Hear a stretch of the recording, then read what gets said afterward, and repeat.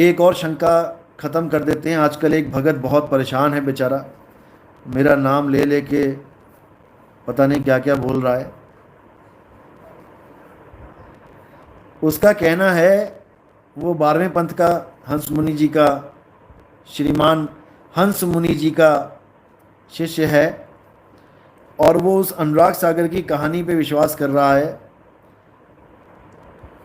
कि जब काल भगवान सतलोक में आया और उसने कहा चलो मेरे साथ, और जिसने पहली हामी भरी यानी जिसने हाथ खड़ा कर दिया कि हाँ मैं आपके साथ चलूंगी चलूंगा, उस वक्त गा है वो, क्योंकि कहानी में वो बोल रहे हैं 12वें पंथ के गुरुजी कि पहला हाथ जिस हंस ने उठाया उसको परमात्मा ने हंसिनी बना दिया, लेडीज बना दिया, यानी कि वो पहली लेडी थी जिसने हाथ खड़ा किया काल भगवान के साथ चलने के लिए,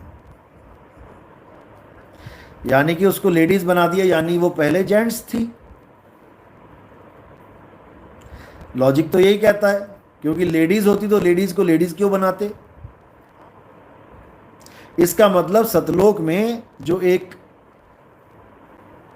अनुराग सागर की जो कहानी है, उस सतलोक में कोई लेडीज थी ही नहीं,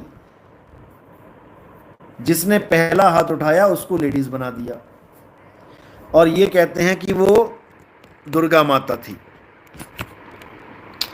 तो अब देखते हैं, आपको दिखाई देते हैं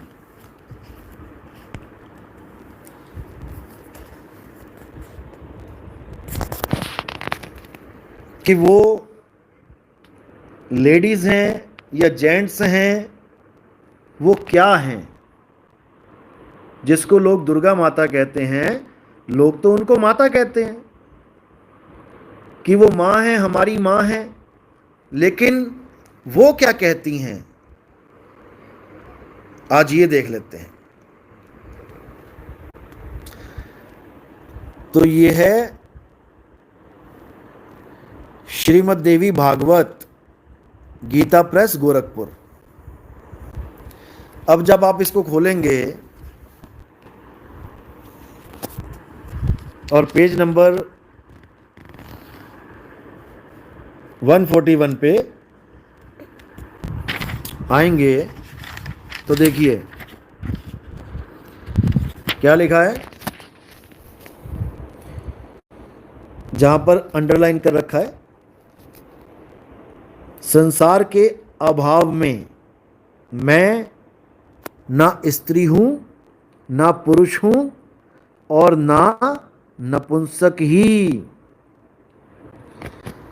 अब इसको समझना है आपने, सारा समझ का खेल है। अब ये लोग ये सिद्ध करके दिखाते हैं कि संसार के अभाव में उनका स्वरूप क्या है,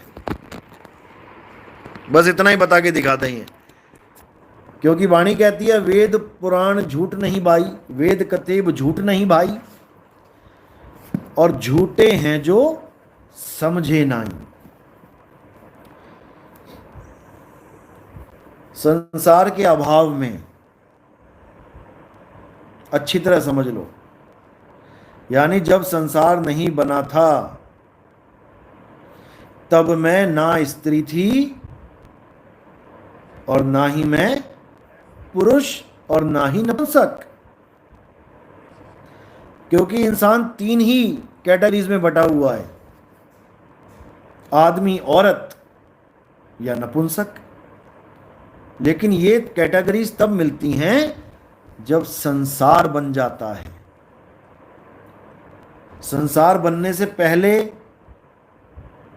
तब क्या है ये कोई नहीं जानता।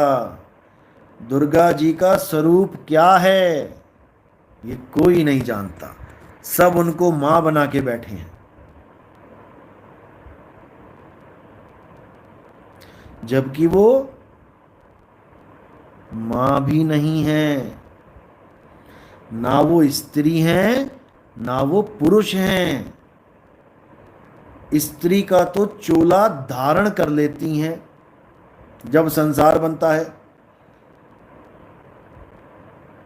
जो चोला धारण करता है वो कौन है, उसका स्वरूप क्या है, जब तक उसका स्वरूप नहीं समझ में आया, जब तक आप जान भी नहीं सकते कि वो क्या हैं, कबीर साहब क्या हैं, राम जी क्या हैं, कृष्ण जी क्या हैं, तुम क्या हो, तुम्हारी माँ क्या है, तुम्हारे पिताजी क्या हैं, तुम्हारे बच्चे क्या हैं, तुम कुछ नहीं जान सकते।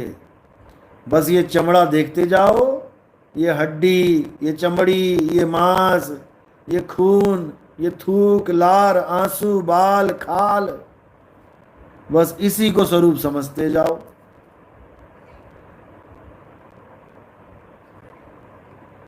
यही अज्ञान है।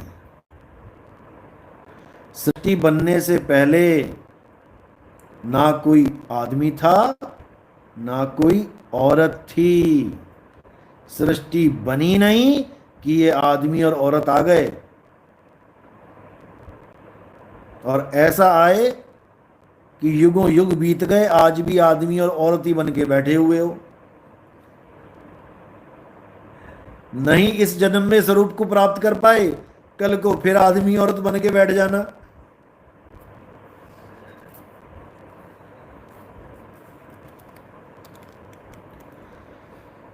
तो भाई ज्ञान को समझो, विरोध करो। विरोध करने को मना ही नहीं, विरोध नहीं करोगे तो दही में से मक्खन कैसे निकलेगा। विरोध करो लेकिन ज्ञान आधार से विरोध करो। नितिन दास ने दाढ़ी क्यों बढ़ा ली, नितिन दास ने बाल क्यों बढ़ा लिए, ऐसा विरोध किसी मतलब का नहीं है। रविदास जी से नहीं पूछा तुमने, उन्होंने दाढ़ी क्यों बढ़ा ली। कबीर साहब की दाढ़ी तुम्हें हजम हो जाती है, नितिन दास की दाढ़ी पता नहीं क्या है, कांटे लगे हैं। तो भाई ये कोई मतलब नहीं है। साधु दो प्रकार के होते हैं, एक होते हैं बिल्कुल सपाट, और एक होते हैं दाढ़ी मूछों में। इसके पीछे भी रीजन है। सपाट क्यों हो जाते हैं, क्योंकि फिर बालों का स्टाइल नहीं चलेगा कि पता लगा क्लीन शेव हो रखा है और ऊपर से बाल डिजाइन बना रखे हैं और डिजाइन वाला साधु आ गया, ये नहीं चलेगा। दाढ़ी मूछें साफ हैं तो ये भी साफ कराओ, अंडे की तरह आ जाओ बिल्कुल।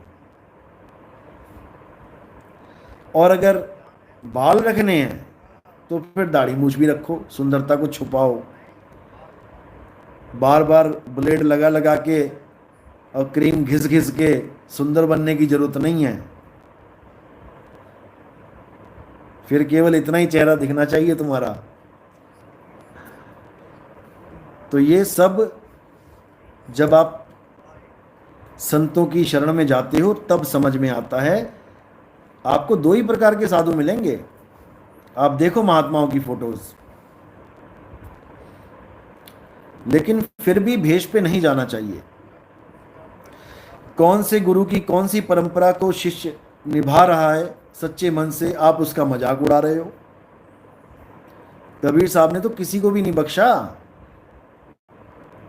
जो दाढ़ी बढ़ा के बैठ गए बिना ज्ञान के, ज्ञान नहीं है लेकिन दाढ़ी बढ़ा के सोच रहे हैं कि हम ज्ञानी बन गए, उनको बकरा बोल दिया। बकरा दाढ़ी रख ली, बकरे ने भी दाढ़ी रखी है, तुमने भी रख ली। और जो मूंड मुड़ा के बैठ गए उनको भेड़ बोल दिया कि बार बार के मूंड से भेड़ बैकुंठ ना जाए। किसी को नहीं बख्शा भाई। लेकिन उन्हीं का शिष्य रविदास जी, उनको नहीं बोला। उन्हीं के शिष्य दादू जी मूंड मुंडा के बैठे हैं, उनको नहीं बोला, क्योंकि वो केवल भेष धारण करके नहीं बैठे हैं, उनके पास सत्य ज्ञान है। ज्ञान को सलाम है। भेष तो एक जरिया है, भेष एक जरिया है लोगों से कम्युनिकेट करने का। कोई पैंट कमीज वाला आदमी आपको कुछ बोलता है तो आपको लगता है कि अरे ऐसे 36 आते हैं 36 जाते हैं। क्या पता सच बोल रहा है कि झूठ बोल रहा है।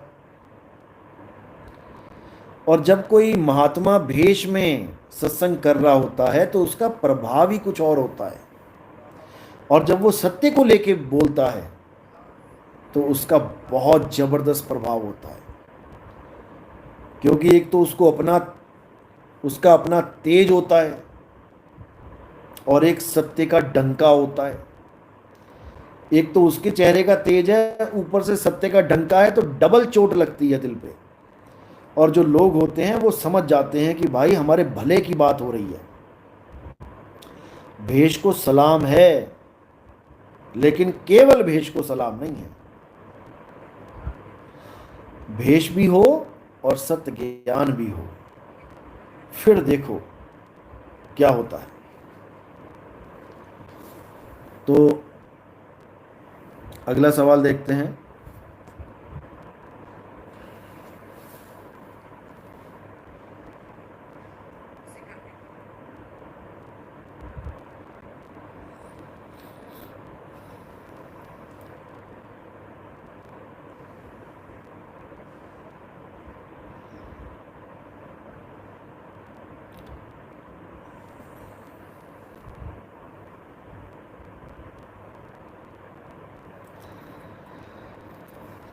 गुरुजी, आपने कहा था कि आप थाईलैंड से आएंगे तो आप कोई खुश खबरी देंगे, वो क्या है? आपने सत्संग में कहा था। मैंने खुशखबरी तो नहीं बोला था भाई, मैंने खतरनाक बोला था। खतरनाक, एक खतरनाक खबर आएगी। आएगी, थोड़ा वेट कीजिए, बिल्कुल आएगी। अभी उसका समय नहीं हुआ, बिल्कुल आएगी, आप चिंता मत करें। और आएगी राजनीति के खिलाफ, जो आज